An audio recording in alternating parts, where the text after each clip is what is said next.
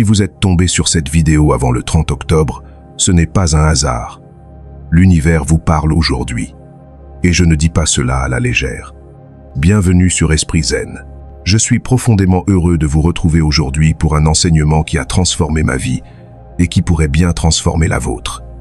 Installez-vous confortablement, prenez une grande respiration avec moi et expirez lentement. Cette vidéo est différente. Elle est plus longue, plus profonde. Pourquoi ? Parce que certains enseignements ne peuvent pas être comprimés. Ils ont besoin de temps pour s'infiltrer dans votre conscience, comme l'eau qui pénètre lentement dans la terre. Aujourd'hui, nous allons explorer ensemble la question qui obsède l'humanité depuis des millénaires. Comment faire confiance à l'univers quand tout semble incertain? Combien de fois vous êtes-vous senti perdu dans l'obscurité de l'incertitude? Combien de nuits avez-vous passé à vous inquiéter pour demain, pour la semaine prochaine, pour l'année prochaine? Combien d'énergie avez-vous dépensé à essayer de contrôler chaque aspect de votre vie pour finalement vous sentir épuisé, vidé, déconnecté? Je connais cette souffrance, je l'ai vécue. Mais le bouddhisme m'a offert une autre voie. Pas une voie d'évasion, mais une voie de réconciliation profonde avec la réalité telle qu'elle est. Dans cette vidéo, je vais partager avec vous les enseignements millénaires du Bouddha sur l'acceptation et la confiance. Des histoires qui illustreront ces principes, 7 pratiques concrètes que vous pourrez appliquer. Et surtout, une nouvelle façon de percevoir votre place dans cet univers infini. Restez avec moi jusqu'à la fin. Éteignez vos notifications. Offrez-vous ce moment de présence totale. Vous le méritez. Avant de parler de confiance, nous devons comprendre pourquoi nous avons perdu cette confiance naturelle. Si vous observez un enfant qui apprend à marcher, il tombe, se relève, tombe encore et continue. Il ne se dit pas « l'univers est contre moi ». Il fait simplement confiance au processus. Mais quelque chose change en grandissant. Le Bouddha a identifié ce qu'il a appelé avidya, l'ignorance fondamentale. Pas l'ignorance intellectuelle, mais l'ignorance de notre vraie nature. Dès notre plus jeune âge, on nous enseigne. Tu es toi. Le monde est là-bas. Tu dois te protéger du monde. Cette croyance crée une séparation illusoire, un mur invisible entre vous et le reste de l'existence. Imaginez une vague dans l'océan qui aurait peur de l'océan. Absurde, n'est-ce pas? Et pourtant, c'est exactement ce que nous faisons. Nous sommes comme des vagues qui ont oublié qu'elles sont l'océan lui-même. Notre société moderne amplifie cette illusion. Elle nous dit « Assure-toi contre tous les risques. Planifie chaque détail de ta vie. Ne laisse rien au hasard. Si tu échoues, c'est de ta faute. » Cette mentalité crée une peur existentielle constante, une tension permanente dans le corps et l'esprit. J'ai vécu cela pendant des années. J'avais des listes pour mes listes, des plans de secours pour mes plans de secours. Et savez-vous ce que j'ai découvert? Plus j'essayais de contrôler, plus je me sentais hors de contrôle. Plus je planifiais, plus l'anxiété grandissait. C'était épuisant. Voici un enseignement profond du bouddhisme. Ce que vous résistez persiste. Ce que vous acceptez se transforme. Quand vous serrez le poing très fort autour du sable, le sable s'échappe entre vos doigts. Mais quand vous ouvrez la main avec confiance, le sable reste là, paisiblement. Le contrôle excessif est une forme de violence contre la vie. C'est dire à l'univers « Je ne te fais pas confiance, je sais mieux que toi ». Mais est-ce vraiment le cas? Votre cœur a battu plus de 2 milliards de fois dans votre vie sans que vous lui disiez quoi faire. Vos cellules se régénèrent selon une intelligence que vous ne comprenez pas. La Terre tourne autour du Soleil sans votre permission. Il y a une intelligence cosmique à l'œuvre, et faire confiance à l'univers, c'est d'abord reconnaître cette intelligence. Maintenant, entrons dans le cœur de l'enseignement bouddhiste. Sous l'arbre de la Bodhi, dans sa nuit d'éveil, le Bouddha a réalisé une vérité qui allait révolutionner la compréhension de l'existence. Pratitya Samutpada, la production conditionnée ou l'interdépendance universelle. Ce mot sanskrit peut sembler complexe, mais son sens est d'une beauté stupéfiante. Regardez autour de vous en ce moment. Chaque objet que vous voyez contient l'univers entier. Prenons un exemple que le maître Zen Thich Nhat Hanh aimait utiliser. Une feuille de papier. Dans cette feuille, vous pouvez voir l'arbre dont elle provient, la pluie qui a nourri l'arbre, le soleil qui a permis la photosynthèse, la terre qui a ancré les racines, le bûcheron qui a coupé l'arbre, les parents du bûcheron qui l'ont mis au monde, la nourriture que le bûcheron a mangée, et ainsi de suite, à l'infini. Dans une simple feuille de papier, l'univers entier est présent. Maintenant, appliquez cela à vous-même. Vous n'êtes pas un être isolé. Vous êtes le résultat de millions d'années d'évolution, de milliards de causes et de conditions. Vos ancêtres vivent en vous. Les étoiles qui sont mortes il y a des milliards d'années ont créé les atomes de votre corps. Vous êtes littéralement fait de poussière d'étoiles. Ce n'est pas une métaphore poétique. C'est un fait scientifique. Le maître zen Suzuki Roshi disait « Chaque chose est exactement ce qu'elle est, et en même temps, elle est tout le reste. » Imaginez l'océan.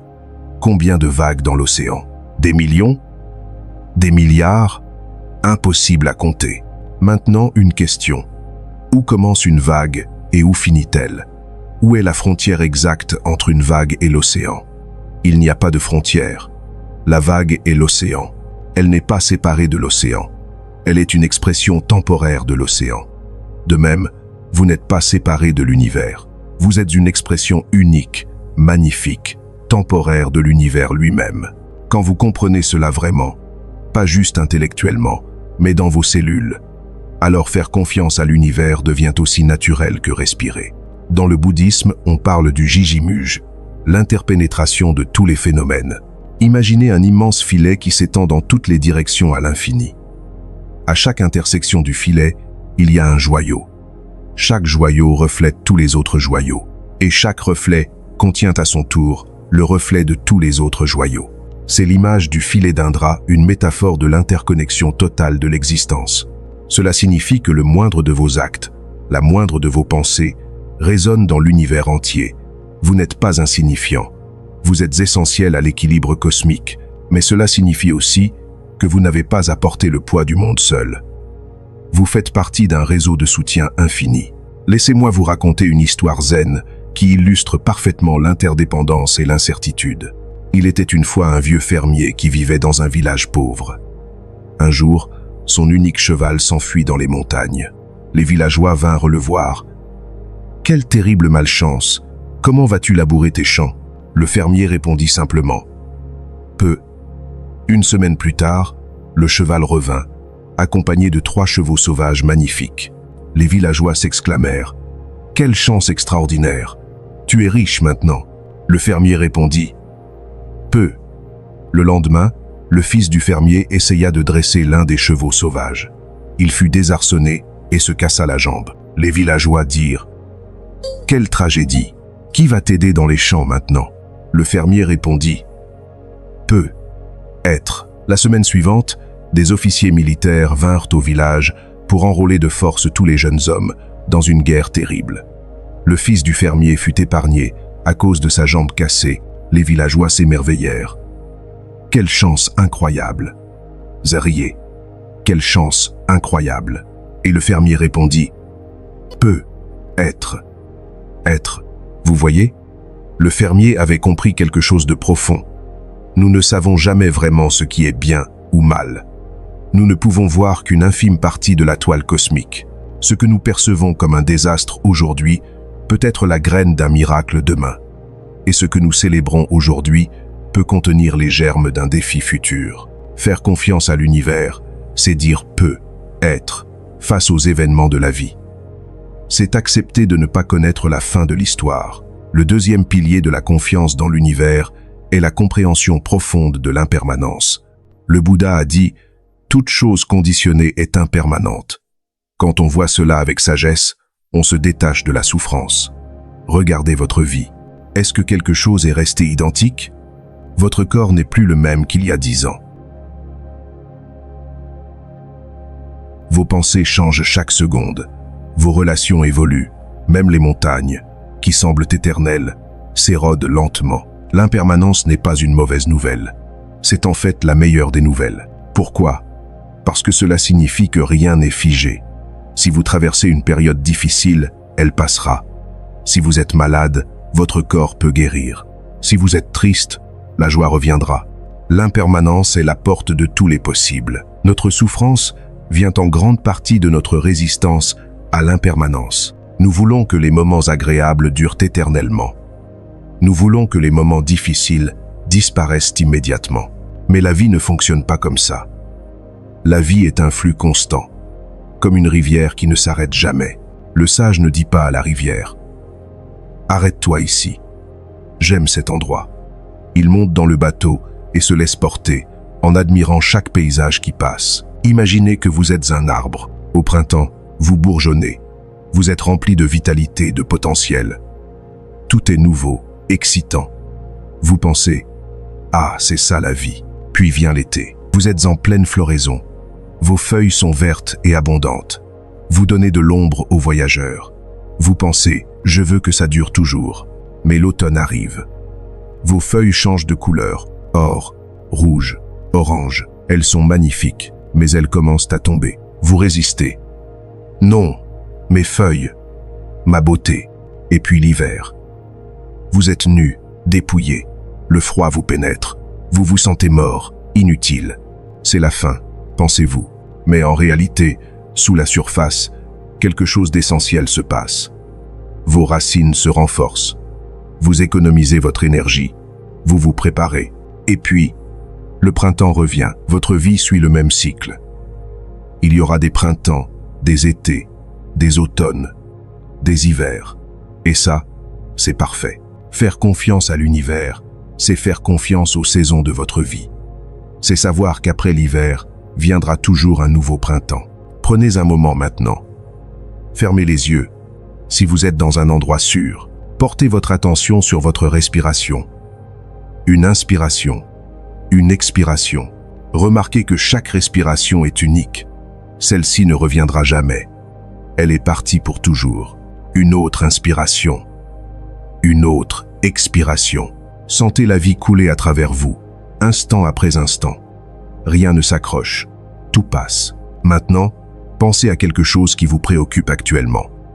Un problème, une inquiétude, une peur. Rappelez-vous, il y a 5 ans, vous aviez d'autres préoccupations. Vous les trouviez immenses à l'époque. Où sont-elles maintenant? Résolues? Transformées? Ou simplement parties? Dans 5 ans, ce qui vous préoccupe aujourd'hui sera de l'histoire ancienne. Une nouvelle vague sera venue remplacer celle-ci. Rouvrez les yeux doucement.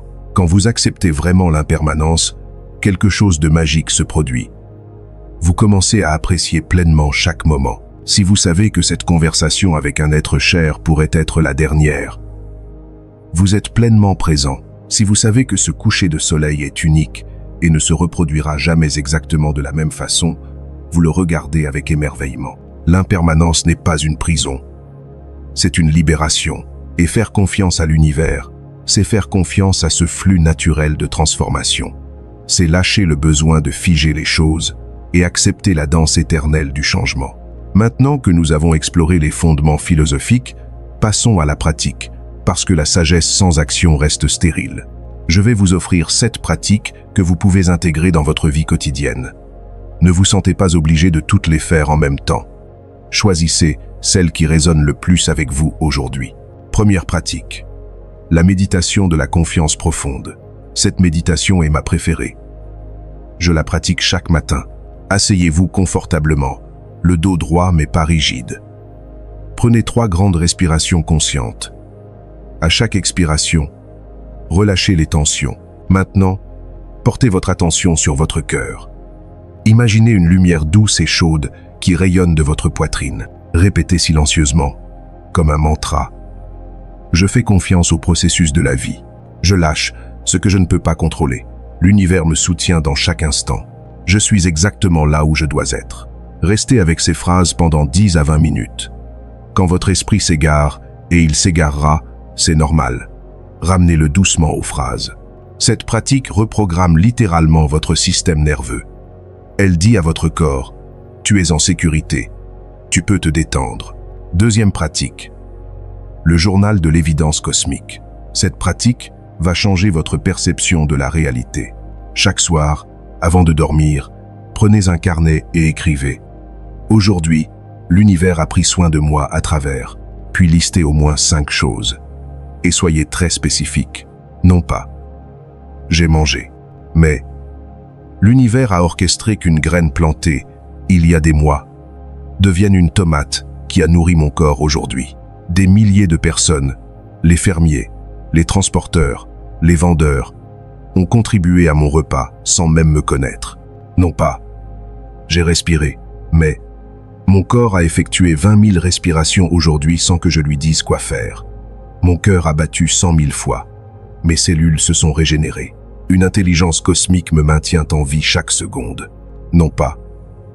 J'ai vu un coucher de soleil, mais l'univers a organisé un spectacle gratuit pour moi ce soir.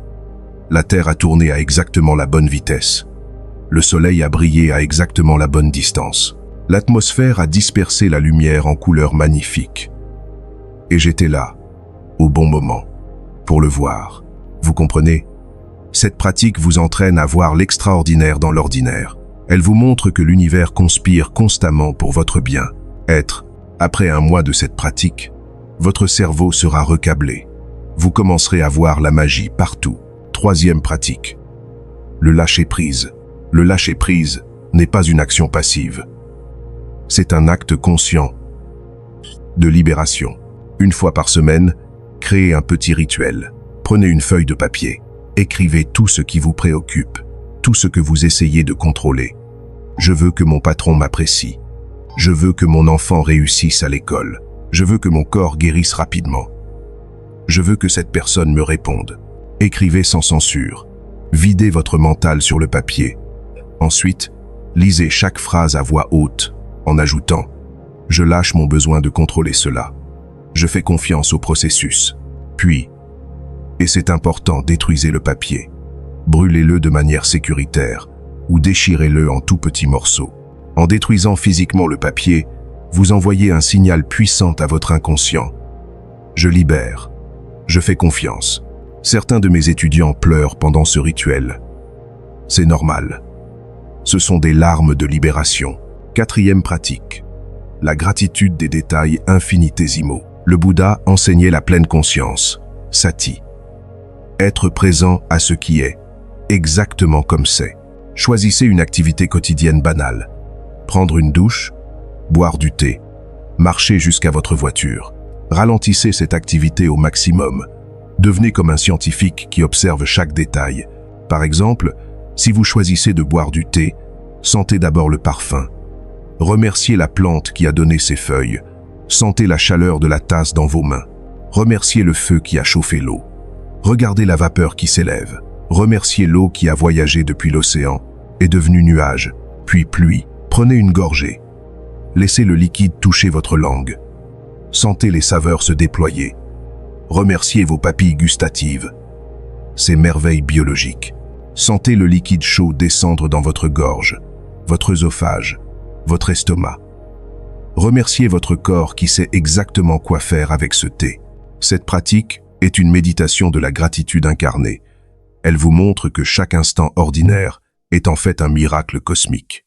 Quand vous commencez à vivre ainsi, la vie entière devient une prière de remerciement.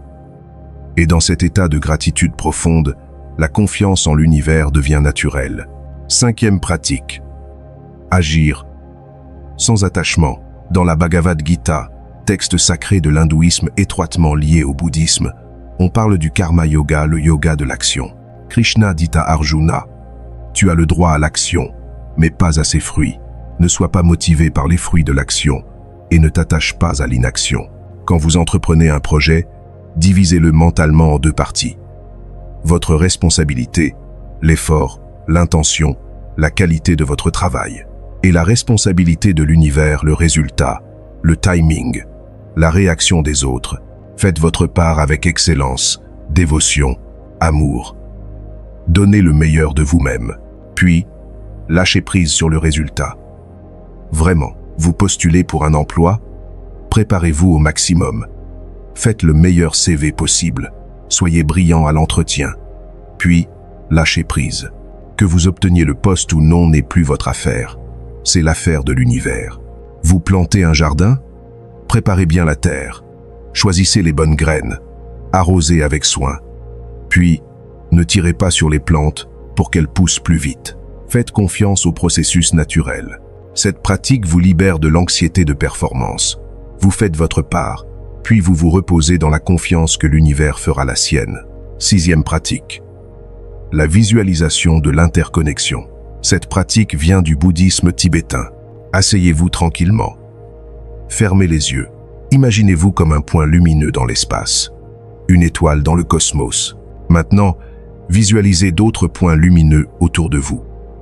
Chacun représente un être vivant, humain, animal, plante. Voyez des fils de lumière qui vous connectent à chacun de ces êtres. Vous êtes comme un nœud dans un réseau infini. Élargissez votre vision. Voyez toute la Terre comme un organisme vivant. Vous en êtes une cellule. Élargissez encore. Voyez le système solaire, la galaxie, l'univers entier. Vous n'êtes pas séparés de tout cela. Vous êtes tout cela. Répétez. Je ne suis pas une goutte dans l'océan. Je suis l'océan entier dans une goutte. Cette visualisation dissout l'illusion de séparation. Elle vous aide à ressentir viscéralement que faire confiance à l'univers, c'est faire confiance à vous-même, car vous et l'univers êtes un. 7e pratique. Le dialogue avec l'incertitude. Voici une pratique plus psychologique, mais profondément bouddhiste dans son essence. Quand l'inquiétude surgit, au lieu de la repousser, invitez-la à s'asseoir avec vous. Dites-lui « Bienvenue, peur. Je te vois. Qu'est-ce que tu essaies de me dire? Écoutez. » Souvent, la peur dit « Je veux te protéger. Je ne veux pas que tu souffres. » Remerciez-la. Merci de vouloir me protéger. J'apprécie ton intention. Puis, avec douceur, « Mais je n'ai plus besoin de cette protection. Je fais confiance à ma capacité à traverser ce qui vient. Et je fais confiance à l'univers pour me soutenir. » Cette pratique transforme votre relation avec l'incertitude. Au lieu d'en faire une ennemie, vous en faites une messagère maladroite qui essaie de vous aider. Je sais ce que certains d'entre vous pensent en ce moment. Vous avez des doutes, des questions. C'est normal. C'est même sain. Mais si je fais confiance et que tout s'effondre, c'est la peur la plus commune. Écoutez-moi bien. Faire confiance à l'univers ne signifie pas devenir passif. Cela ne signifie pas ne plus agir, ne plus planifier, ne plus être responsable. Cela signifie agir avec sagesse, puis accepter ce qui vient sans résistance destructrice. Si quelque chose s'effondre, c'était peu. Être nécessaire pour que quelque chose de meilleur se construise. Rappelez-vous l'histoire du fermier. De plus, pensez à ceci. Combien de fois avez-vous survécu à ce que vous pensiez être insurmontable? 100% du temps. Vous avez un taux de réussite de 100% pour survivre à vos pires jours. Comment faire confiance après un trauma? Question profonde et légitime. Si vous avez vécu un trauma, votre système nerveux est en mode protection. C'est normal. Vous avez appris que le monde peut être dangereux. Faire confiance à l'univers après un trauma ne se fait pas du jour au lendemain. Commencez petit. Faites confiance pendant 5 minutes, puis 10, puis 1 heure. Et rappelez-vous, le trauma fait partie de votre histoire, mais il n'est pas toute votre histoire. L'univers ne vous a pas abandonné. Il vous a permis de survivre. Peut être que ce trauma, aussi terrible soit-il, contient une leçon profonde. Pas pour le justifier. Il n'y a aucune justification pour la souffrance injuste, mais pour le transformer en sagesse. Et si l'univers n'existe pas vraiment? Excellente question philosophique. Le mot univers ici n'est qu'un mot. Appelez-le comme vous voulez. La vie, le Tao, Dieu, la nature, l'existence, le flux cosmique. Ce qui importe, ce n'est pas le nom. C'est l'attitude intérieure. Faire confiance à l'univers, c'est simplement reconnaître que vous ne contrôlez pas tout, que les choses ont une façon de s'arranger et que résister à ce qui est crée de la souffrance. C'est une posture pragmatique autant que spirituelle. Comment savoir si je fais confiance ou si je fuis mes responsabilités? Distinction cruciale. Faire confiance. Vous agissez avec intention et sagesse. Puis vous acceptez le résultat avec paix. Fuir. Vous n'agissez pas par peur ou paresse. Puis vous blâmez l'univers pour vos échecs. La différence? L'action juste. Le Bouddha parlait du chemin du milieu, ni trop tendu, ni trop relâché. Comme les cordes d'un instrument de musique, agissez. Faites votre part. Puis, lâchez prise sur ce qui ne dépend pas de vous. Beaucoup de personnes me demandent « Comment reconnaître les signes que l'univers m'envoie ?» Cette question mérite une réponse nuancée. Dans le bouddhisme traditionnel, nous ne parlons pas vraiment de signes comme dans l'ésotérisme occidental. Nous ne croyons pas en une entité personnifiée qui vous enverrait des messages codés. Mais il y a quelque chose de réel dans ce que les gens appellent les synchronicités. Carl Jung, le psychologue, parlait de synchronicité, des coïncidences significatives qui ne peuvent s'expliquer par la causalité normale. Vous pensez à quelqu'un et cette personne vous appelle. Vous avez besoin d'une réponse et un livre tombe d'une étagère ouvert à la bonne page. Vous hésitez sur une décision et un papillon se pose sur votre main. Que se passe-t-il réellement? Je crois que quand votre esprit est calme et présent, vous devenez sensible aux patterns subtils de l'existence. Vous remarquez ce qui était toujours là, mais que vous ne voyez pas. C'est comme régler une radio. Quand il y a des interférences, pensées compulsives, anxiété, bruit mental, vous ne captez rien. Mais quand la fréquence est claire, vous recevez le signal. Voici comment développer cette sensibilité. Méditation régulière, 20 minutes par jour, minimum. Cela calme le mental et affine votre perception. Tenir un journal de synchronicité. Notez les coïncidences étranges. Avec le temps, vous verrez des patterns. Posez des questions avant de dormir. Votre inconscient est un pont vers une intelligence plus vaste. Demandez « Qu'ai-je besoin de savoir ?» Puis, observez vos rêves et les événements du lendemain. Pratiquez le oui facile. Quand une opportunité se présente de manière synchronistique, dites oui. Suivez le flux. Les vrais signes ne sont pas magiques. Ce sont des moments où vous ressentez une paix profonde dans une décision, où les portes s'ouvrent sans effort excessif, où vous êtes au bon endroit au bon moment, de manière répétée, où vous sentez une clarté intérieure soudaine. À l'inverse, les faux signes sont basés sur la peur ou le désir compulsif, nécessitent une interprétation tortueuse, vous font sentir confus ou agité, sont utilisés pour éviter la responsabilité. Le meilleur signe est votre ressenti corporel. Votre corps ne ment jamais. Quand quelque chose est aligné, votre corps se détend. Quand quelque chose est faux, votre corps se contracte. Apprenez à écouter cette sagesse corporelle. C'est la voix de l'univers qui parle à travers vous. Vous vous rappelez comment j'ai commencé cette vidéo? Si vous êtes tombé sur cette vidéo avant le 30 octobre, ce n'est pas un hasard. Était-ce vrai? Oui. Et non. Non. Il n'y a pas d'entité cosmique qui a manipulé l'algorithme de YouTube pour vous amener ici. Oui. Si vous êtes ici, c'est parce qu'à un certain niveau, vous cherchiez cette information. Votre intention consciente ou inconsciente a créé les conditions pour que vous tombiez sur cette vidéo. C'est ça, la magie de l'interdépendance. Vous n'êtes pas passif. Vous co-créez avec l'univers à chaque instant. Nous arrivons au cœur de l'enseignement. Ce qui va suivre peut changer votre vie si vous le laissez entrer. Vous n'êtes pas qui vous croyez être.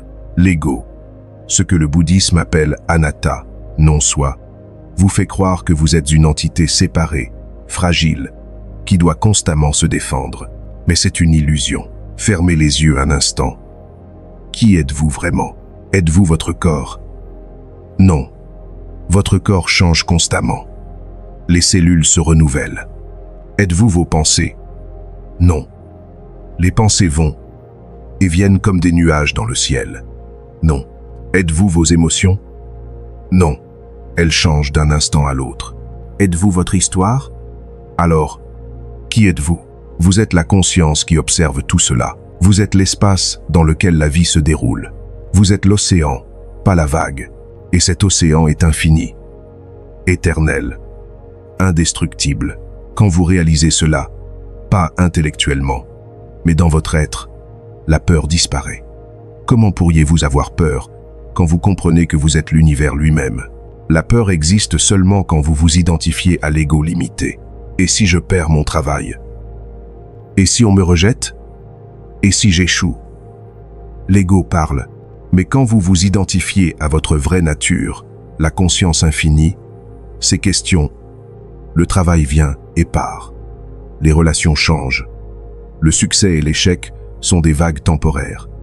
Mais vous, la conscience, demeurez. C'est ça, la vraie confiance en l'univers. C'est « je suis l'univers ». Comment pourrais-je ne pas être pris en charge?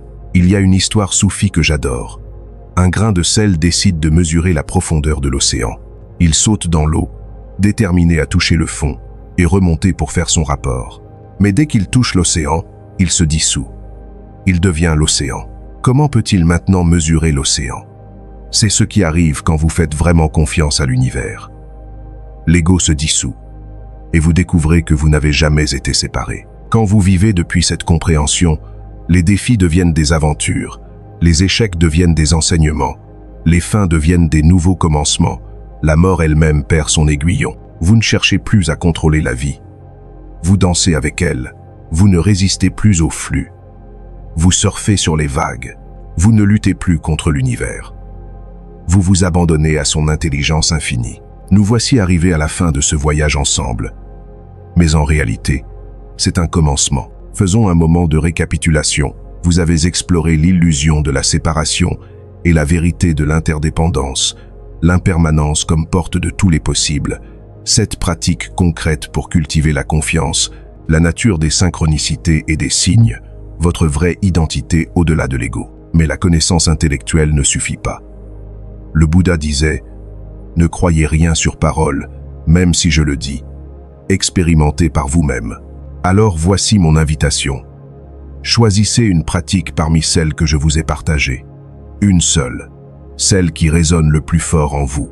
Engagez-vous à la pratiquer pendant 21 jours.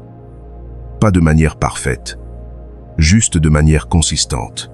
Après 21 jours, revenez voir cette vidéo. Laissez un commentaire sur ce qui a changé dans votre vie.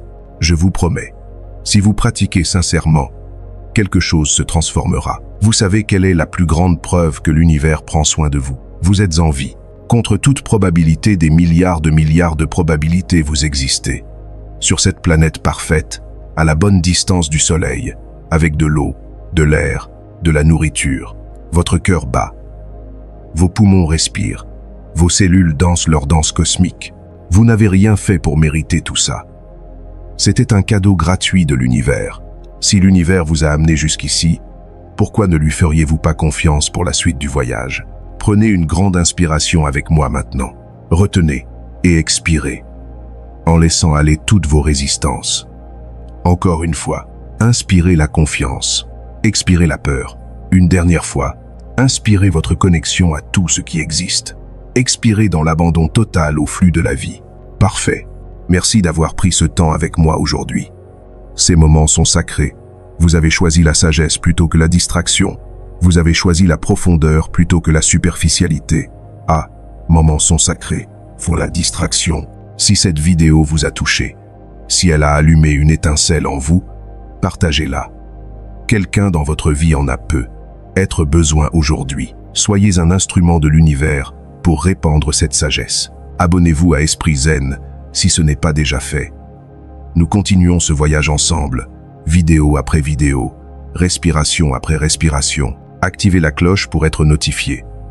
Et surtout, dites-moi dans les commentaires, quelle pratique allez-vous commencer dès aujourd'hui? Et qu'est-ce qui vous empêche encore de faire confiance à l'univers? Je lis chaque commentaire.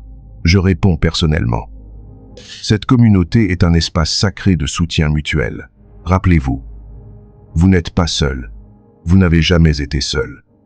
Vous êtes une vague dans l'océan infini de l'existence. Et l'océan prend toujours soin de ces vagues. Que la paix soit avec vous, que la confiance grandisse en vous, que vous reconnaissiez votre vraie nature. Je vous aime. L'univers vous aime. Car vous êtes l'univers qui s'aime lui-même.